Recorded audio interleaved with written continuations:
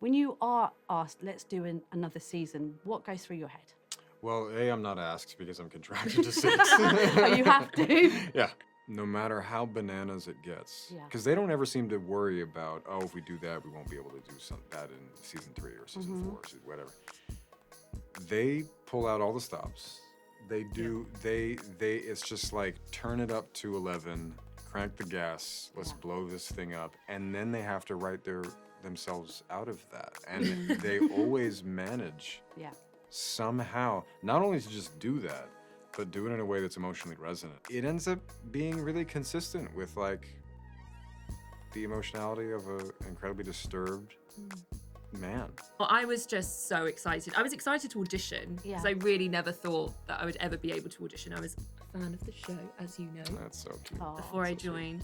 So yeah, I was just thrilled and I loved the character and I just thought it was such an interesting and funny premise to me to have Joe come to London and just hang out with the most vile, out-of-touch reality group of hedonistic brats. Nobody's all bad and nobody's all good, let's be real. Exactly. But you see other sides to her. So for you, when you were reading it on the paper, did it make it more attractive knowing she's not just going to be a killer bitch for the whole season? I think it was, you know, when I got the character breakdown for the audition, it was kind of, you know, she's materialistic, she's superficial, and there's all this other stuff. But then the caveat was that she's incredibly kind and genuinely friendly and welcoming. And I just thought that's actually quite nice to play the typical blonde airhead. Yeah.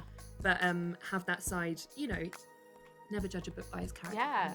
I think she's fun though, like wardrobe. Yes. She was serving, oh my goodness, so much. And you want to talk about my wardrobe? the tweed, the satchel. In the case of Joe putting on the tweed and the satchel, I mean, I think the point is that for all of this air around Joe that seems like he's quite in control maybe, or I don't know, good at something. Yeah. He's kind of an idiot. And I think that's, you know, so him looking like a, yes, now I'm in London. What do British people do? Meanwhile, he's not gone to the extent of like, you know, having an accent. No. So he's meant to be American. So actually, it's quite funny. He's quite theatrical, really. Yeah. I mean, he is theatrical. I mean, you mentioned Jonathan, and then there's Joe, and then there's you. If you could take elements of Jonathan and Joe. I contain them all because I am a grand. So here's just I don't think of Jonathan. People say Jonathan like he's a kid. No, Joe is calling himself Jonathan.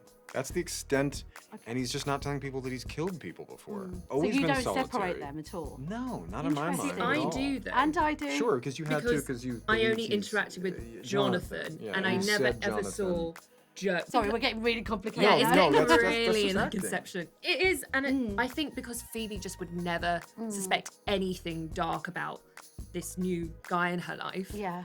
That it was very hard to kind of imagine. I think just because I was never in any scenes where you were being a little creep. Yeah. You were always pleasant with Phoebe, and Phoebe was always pleasant with Jonathan. Super pleasant, so, if I were to go into your wardrobe, yes, both of you, obviously you wear killer outfits and quite specific looks in this. I'm not sure you think I wear killer outfits though. I just wanted you to have the patches on the elbow. Yeah. That was a thing that you were missing, but I thought you No, looked I think he great. does. He No, does, I'm pretty does sure he? he does. Oh, Yeah, amazing. You may not have seen them because That's he a always win. If I were to go into your wardrobe, guys, what would your wardrobe say about you? about my personal wardrobe, it would say Nana. It would say Cardigans, lots of cardies.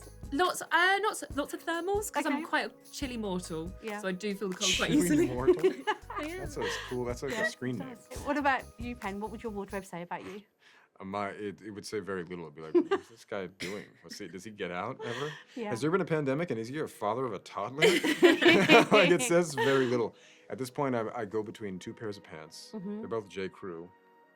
Well, that's a very good another fact. ad they don't deserve. Send him more, I mean, please. no. So I don't he know. can have 5. No, I don't need them. I spend so much time in another wardrobe and in an appearance that has to be manicured that when I'm in my typical life, Sweats. I mean, what you go on. Here's a challenge. Go on my TikTok. Yeah. That's I'm a serious. really good way to plug your I know, taste. he's very No, good at look, that. yeah, this is all. I mean, I'm You're a self-promotion. genius. I don't Genius. Bye, Mike. Elon Musk has nothing on Yeah. you. Yeah. Go on Penn's Get TikTok. going Yep. at. Full stop. I was gonna say, what is it? It's I am Penn. Oh my Badgley. God, he's actually Yes, giving the name to everyone yeah. knows. TikTok.com. TikTok. You have a series to promote for Go on the Netflix. interweb. No. That's What about we your know. TikTok? No, but seriously, you see my wardrobe on there. Yeah. I've got like 4 shirts. Yeah. I've got like 2 pants. Right. Go on there. You see how often they're rotated. How important is it to remind people this is a character I play? And when people are like, I love this man, I want this man to take me, you see it on Twitter. Yeah, It's yeah. insane. What are your thoughts? Well, I think that's what we thought when Netflix decided to release the show on International Women's Day. It's actually happening, by the way. It's true. Wow. No, that's not connected. It's not connected. Okay. No. It's by chance. So I do take that seriously, obviously. Ostensibly, this is what the show is doing. It's exploring this. It's not necessarily giving any constructive answers, but it is deconstructing what we know we don't want anymore. You can't. It's very hard to do both at the same time. So Yeah. this is not a constructive enterprise. It's a deconstructive enterprise. But again, you need both. And so I think, for me, it's just always been important to. I played cultural ref for like maybe the first 2 seasons, and now, I've done that. It's not going to be funny past that point.